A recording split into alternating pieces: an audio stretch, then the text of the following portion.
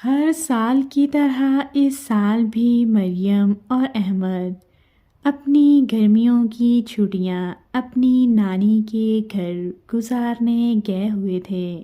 انہیں نانی اماں کے گھر بہت مزہ آتا تھا۔ ماموں جان کے بچے بھی پورے سال اسی انتظار میں رہتے کہ کب چھٹیاں ہوں گی اور کب مریم اور احمد لاہور آئیں گے۔ مریم اور احمد کے آتے ہی وہ بہت خوش ہو جاتے۔ وہ سب اکٹھے رہتے اور خوب مزے کرتے۔ آج جب بچے کھیل کود کر نانی اماں کے پاس آئے تو احمد کچھ تھکا تھکا سا لگ رہا تھا۔ اچانک مریم کی نظر احمد پر پڑی اور اس نے اندازہ لگایا کہ اس کی طبیعت کچھ ٹھیک نہیں۔ مریم نے پوچھا، احمد بھائی آپ کو کیا ہوا ہے؟ احمد کہنے لگا، میرے پیٹ میں درد ہو رہا ہے۔ نانی اماں نے مریم سے کہا، مریم بیٹا جاؤ اپنی مامی سے کہو کہ پودینے کے پتے پانی میں ڈال کر ابال دیں اور وہ پانی بھائی کے لیے لے آؤ۔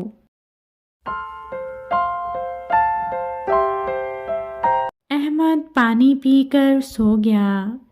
جیسے ہی وہ صبح اٹھا اس کے پیٹ کا درد بالکل غائب تھا۔ اس کے بعد سب بچوں کو ایک ترکیب سوجھی۔ سب نے مل کر سوچا کہ کیوں نہ نانی جان کے ٹوٹکوں کی ایک کتاب بنائیں۔ بس پھر کیا تھا، سب بچے نانی جان کے پاس پہنچے اور ان سے اور ٹوٹکوں کی فرمائش کی۔ نانی جان، یقیناً آپ کو اور بھی بہت سے ٹوٹکے آتے ہوں گے، کیوں نہ ہم انہیں لکھ کر ایک کتاب بنائیں؟ مریم نے نانی جان سے کہا۔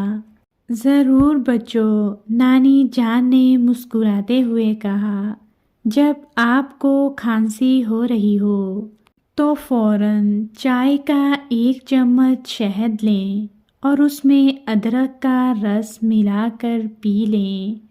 تھوڑی ہی دیر میں کھانسی میں آرام آ جائے گا۔ اور اگر کبھی ہاتھ جل جائے تو فوراً ایلو ویرا کا پتا جلی ہوئی جگہ پر لگا لو۔ تھوڑی دیر میں بالکل آرام آ جائے گا۔ نانی جان، ہمارے گھر جو کام والی آتی ہے اس نے امی کو بتایا تھا کہ اسے خون کی کمی ہے۔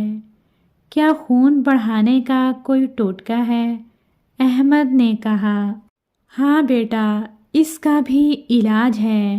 اگر وہ اپنی غذا میں چقندر کا استعمال کرے تو اسے فائدہ ہو سکتا ہے، اور انجیر کھانے سے بھی خون کی کمی میں بہتری آ سکتی ہے۔ نانی جان نے بتایا، اگر قبض ہو جائے تو ایک چمچ گھی ایک کپ گرم دودھ میں ملا کر رات کو سونے سے 1 گھنٹہ قبل پی لو، اور اگر دانت میں درد ہو تو لونگ چبا لو۔ اسی طرح اگر نزلے میں ناک بند ہو جائے تو لونگ کی بھاپ لینا مفید ہے۔ اور ہاں بچوں، جن کو سانس کی تکلیف رہتی ہو تو وہ ہلدی، دار چینی اور کالی مرچ کے چند دانے پانی میں ابال کر پی لیں۔ لیکن بچوں، یہ یاد رکھو کہ کوئی بھی ٹوٹکا مستقل کرنے سے فائدہ ہوتا ہے، اور کبھی بھی کوئی ٹوٹکا بڑوں سے پوچھے بغیر نہیں کرنا چاہیے۔ چلو بس، اب میں بھی تھک گئی ہوں۔ سب بچے بہت خوش تھے۔ نانی اماں کے ٹوٹکے تو بہت مفید تھے۔